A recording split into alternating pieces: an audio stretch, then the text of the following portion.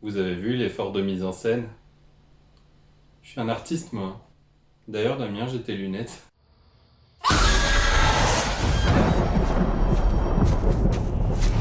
Un maître sataniste est un adversaire qu'il faut prendre au sérieux. Elle recommence.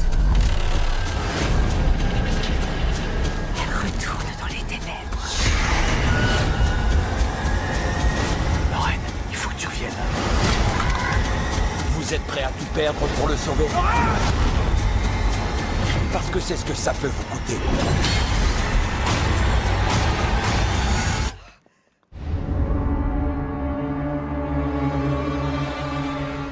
Bonjour à tous et bonjour à toi, Jésus, notre Sauveur. Aujourd'hui, nous allons parler de la saga Conjuring. Je vais déjà parler des deux premiers films qui sont sortis en 2013 et en 2016, et on va attaquer le tant attendu, enfin je sais pas si vraiment beaucoup de personnes l'attendaient, mais le tant attendu Conjuring 3 qui est sorti ce mercredi, et donc aujourd'hui où sort la vidéo. Conjuring 1 et Conjuring 2 ont été vraiment le début du cinéma d'épouvante moderne. James Wan, donc le réalisateur des deux premiers opus, a vraiment inventé un nouveau genre, a vraiment influencé tous les films qui vont sortir et qui sont sortis depuis ces dernières années. Ça a été aussi le réalisateur de films qui ont été très très copiés et très très regardés. La saga Saw par exemple, on a aussi le film Dead Silence. Et puis récemment, il a réalisé Aquaman et il va nous préparer Malignan, donc qui va sortir d'ici la fin d'année, je crois. Pour commencer, on va parler du premier Conjuring. Le premier Conjuring est sorti en 2013. C'est un film que j'ai beaucoup aimé au début, mais qui, avec le temps, devient un petit peu banal. On l'a aimé à l'époque parce que c'était novateur. Il y avait des créatures, des fantômes, des choses qui étaient perceptibles à l'écran, qui étaient ramenées de façon très subtile, et c'est pour ça que vraiment c'était bien foutu, quoi. Depuis, beaucoup de films ont repris un petit peu ces codes de cinéma de films d'horreur là, et maintenant dans n'importe quel film, on va voir un démon qui va passer dans une maison, on ne va pas le voir à chaque fois qu'on va passer dans une pièce, au dernier moment il va nous sauter dessus.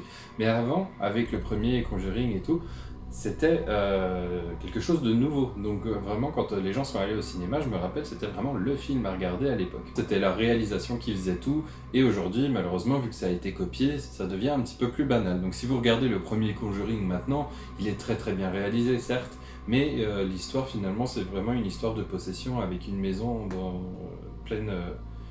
avec une maison remplie par des enfants d'une famille nombreuse, et il va se passer des événements paranormaux. Mais finalement, dans l'originalité, il n'y a pas grand-chose. Conjuring 2, donc le premier c'était les dossiers Warren, le 2 c'était le cas Enfield. Il est sorti en 2016, et je l'ai trouvé un petit peu plus réussi, sur certains points un petit peu moins, parce que je trouvais qu'il utilisait vraiment beaucoup plus les images de synthèse, qui dans un film d'horreur rend très vite le truc cheap, alors que dans l'horreur on n'a pas forcément besoin d'avoir du grandiose pour pouvoir faire peur. La preuve, dans le premier film, il n'y a pas eu énormément d'images de synthèse pour pouvoir le réaliser. Dans le 2, beaucoup plus, et c'est un petit peu plus dérangeant. En le regardant aujourd'hui, je vais me contredire, je le trouve vraiment très très beau. Le scénario est beaucoup plus poussé et va vraiment nous permettre d'avoir une histoire différente de ce qu'on a l'habitude de voir dans les autres films d'horreur. Même si c'est un petit peu pompé du premier, avec une famille nombreuse qui a une maison hantée et qui voit des démons à l'intérieur, il va y avoir une originalité dans la découverte du plan du démon, donc qui est celui de la nonne. Et vraiment, on a du mal à s'imaginer la finalité du film. Et tous les événements aussi que ça va engendrer. Dans le deuxième film aussi, on avait un bestiaire plus important avec des démons vraiment effrayants. On avait la nonne, on avait aussi l'homme tordu qui était là, on avait la fille qui était possédée. Enfin, il y avait vraiment un tas de choses à voir visuellement, comme un peu dans un film de monstres ou je sais pas, dans une série comme Star Trek, Doctor Who, où à chaque fois on va découvrir un nouveau monstre ou une nouvelle chose dans le bestiaire. Le couple dans le deuxième film était d'autant plus attachant parce qu'on en apprenait plus sur eux, et il y avait aussi Ed qui était en danger de mort tout le long du film. En tout cas, Lorraine voyait des visions de la mort de son mari, et du coup il y avait vraiment cette tension tout le long, en mode qu'est-ce qui va lui arriver et quand c'est que ça va lui arriver, parce qu'elle avait des visions que partielles. Le deuxième film nous a offert beaucoup plus d'images sublimes avec des plans très très très beaux. Je pense à Lorraine qui court sous la pluie, on la voit du dessus avec la pluie qui lui tombe dessus. Il y avait vraiment un travail de l'image encore plus poussé. Il y avait des travelling dans toute la maison qui passent à travers les vitres, qui passent dans des endroits vraiment improbables. Et James Wan, c'est vraiment un réalisateur très très bon pour ça. Il a même fait preuve de tout ça dans son film Aquaman.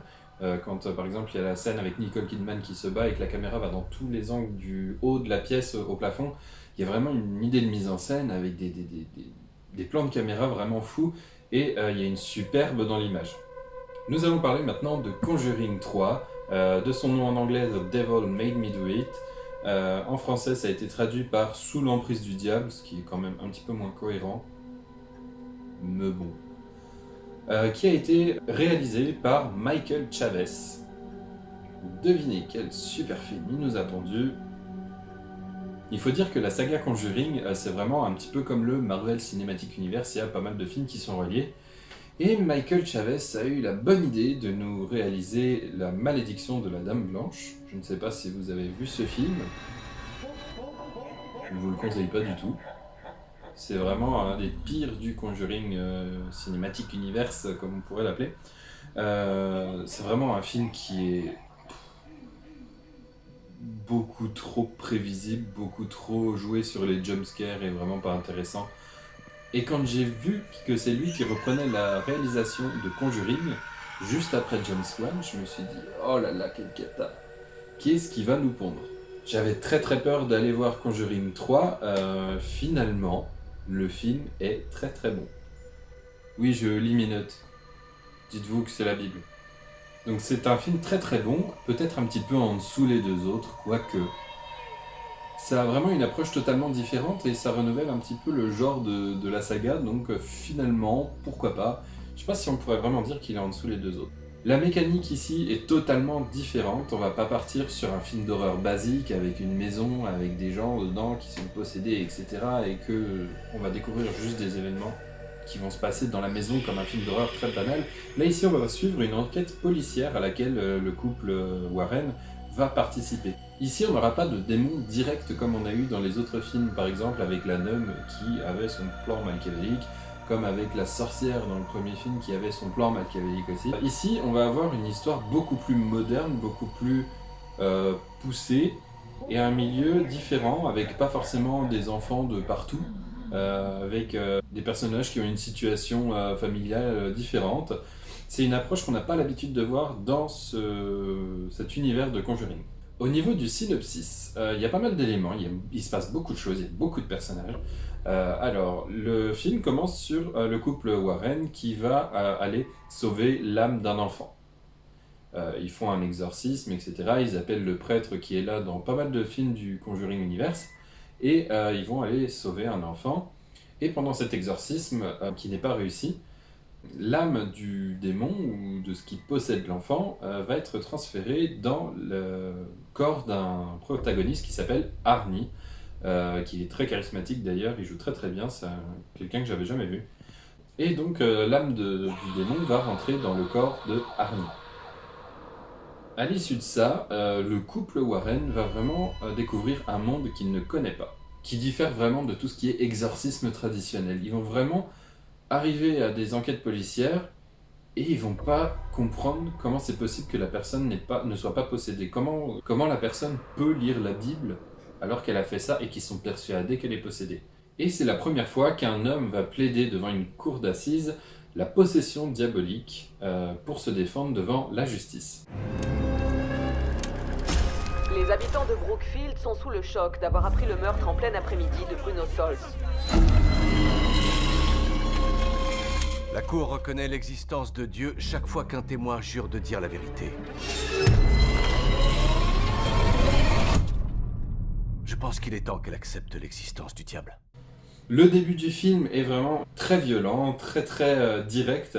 On arrive directement sur l'exorcisme du gamin du début. Au début, je me suis dit, oula, ça commence mal parce qu'on a commencé sur le même fondu d'image que Michael Chavez avait fait dans la malédiction de la Dame Blanche à la fin quand ils attendent la Dame Blanche. Je me suis dit, oula, si ça commence à être long comme ça, c'est très mal parti. Et au final, pas du tout. C'est une intro très percutante, on plonge dans le récit sans chichi, on est vraiment dedans direct, et c'est vraiment différent des autres films qui mettent beaucoup plus de temps à laisser installer l'horreur. Là, c'est vraiment, on est dedans. Le film respecte très bien la franchise, en général, il y a un plan séquence au tout début du film où on passe dans la maison, dans plein de couloirs, un petit peu comme dans les deux autres premiers films. Et il y a aussi des références à d'autres films d'horreur, notamment une qui est très flagrante. Je sais pas si je serais le seul à vraiment la voir, mais ça m'étonnerait.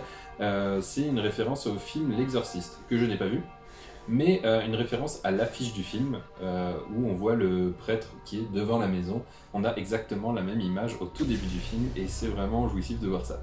Le film, en général, va être relativement créatif. Le meurtre au début, donc, que va plaider coupable Arnie, est très créatif en termes de mise en scène. Il y a vraiment une lumière différente, il y a vraiment des ralentis, une musique, il y a vraiment des détails très impactants. Par exemple, quand il passe devant une radio, la radio qui a de la musique va se mettre à bugger. On va avoir les chiens d'un chenil qui vont se mettre à aboyer pendant un moment où il y aura du silence. Il y a plein de petits détails à repérer dans le film et c'est plutôt cool. La lumière au tout début, dans la scène du meurtre, qui devient rouge, noir, très contrasté, carrément irréel, rend les hallucinations du personnage au début vraiment bien faites. Il y a des ralentis, il y a pas mal de choses, et on arrive sur le générique qui, comme d'habitude, retrace un tout petit peu l'histoire pour vraiment donner une dimension histoire vraie, même si l'histoire vraie dans le film est assez secondaire et un peu grosse. Le troisième Conjuring joue beaucoup plus sur les silences que les premiers, enfin je trouve, il y avait beaucoup plus de musique dans les premiers. Ici c'est vraiment sur de l'attente et sur des situations très glauques où on va voir une silhouette au fond de la pièce, où on va entendre quelque chose et ça va beaucoup plus prendre son temps. C'est vraiment un film qui est un petit peu plus basé sur l'ambiance. C'est chiant. Il y a beaucoup plus de mise en place d'une ambiance, beaucoup plus de subtilité aussi, notamment par exemple avec le don de Lorraine, qui est voyante. C'est beaucoup plus détaillé dans ce film-là, d'ailleurs même parfois avec humour, parce que quand le policier dit je vais vous emmener sur une scène de crime, nanana, et qu'il croit pas du tout au don de Lorraine, et puis qu'elle, en voiture, elle dit c'était la sortie d'avant. Je trouve ça vraiment très bien. C'est assez rigolo de voir ça dans un film d'horreur. D'ailleurs, la scène qui s'ensuit dans la forêt est vraiment magnifique. On le voit dans la bande-annonce où Lorraine va vraiment mettre les mains sur le sol pour comprendre ce qui s'est passé sur cette scène de crime. C'est vraiment très bien pensé et c'est super beau. Elle est à la fois magnifique et inquiétante. On a des jump cuts, on a des scènes à moitié dans le jour, dans la nuit. On ne sait pas vraiment ce qui est réel de ce qui n'est pas. C'est vraiment très bizarre et ça rentre totalement dans cet univers d'enquête policière. Je vois des choses que les autres ne peuvent pas voir.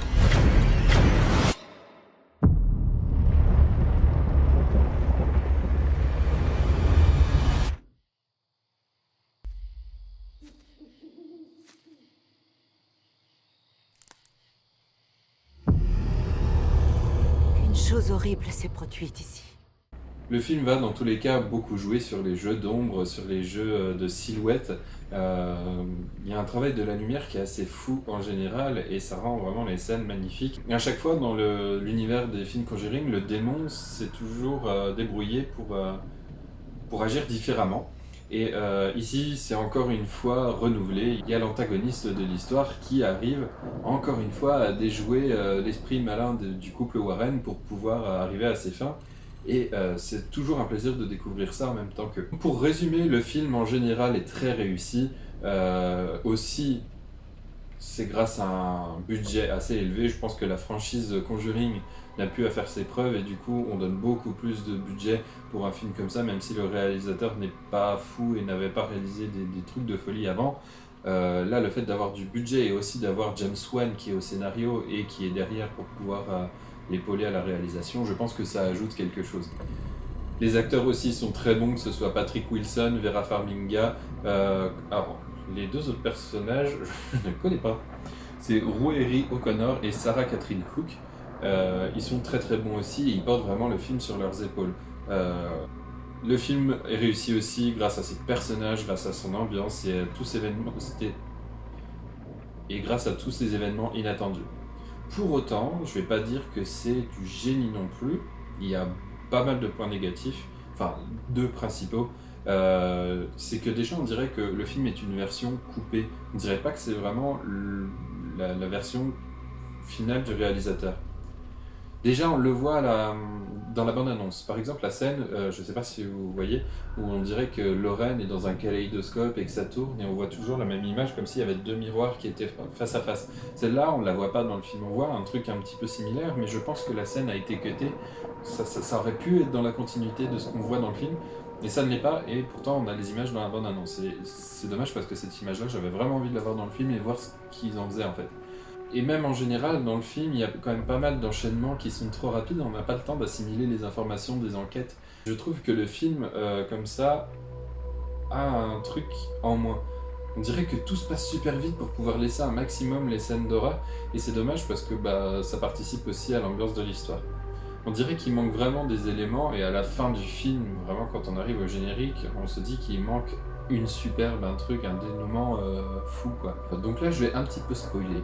Mais pas trop, parce que voilà, si vous voulez arrêter la critique ici, arrêtez-la, mais je pense pas que je vais vous spoiler grand chose parce que cet élément-là est dans la bande-annonce du film.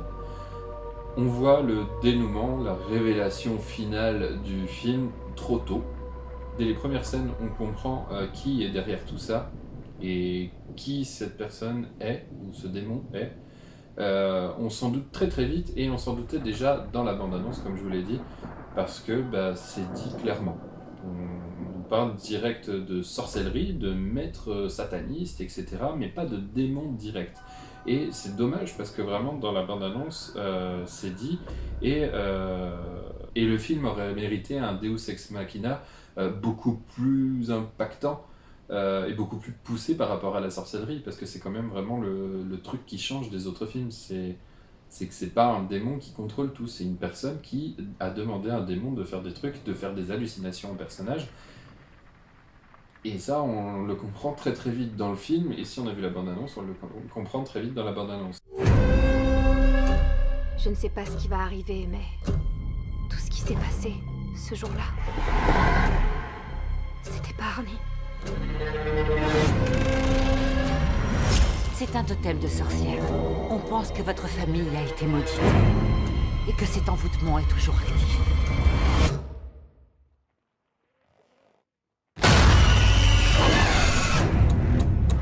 Moi, ce qui m'intéresse, c'est la réalité. Et pour moi, ça, c'est un petit point négatif. C'est pas fou comme point négatif, parce que le film reste cohérent.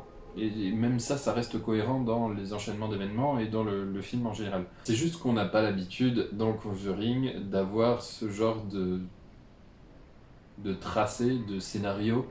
On n'a pas l'habitude qu'on nous prémâche l'histoire directement pour, malgré tout, avoir quand même des scènes surprenantes. Dans tous les cas, vous verrez, il fait quand même beaucoup moins peur que les autres Conjuring, je trouve. Les seules choses qui font peur sont assez prévisibles, mais elles sont très bien faites, mais elles sont assez prévisibles.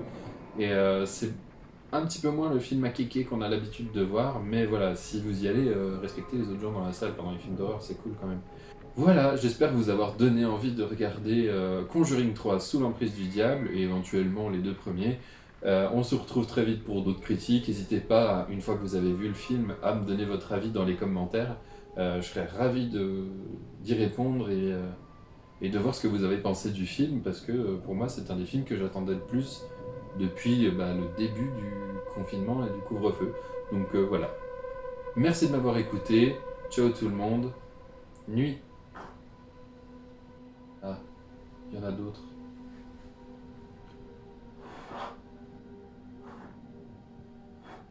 Putain.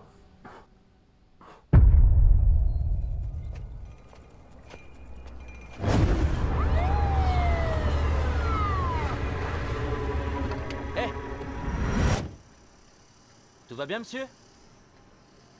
Nom de Dieu. Je crois que j'ai blessé un homme.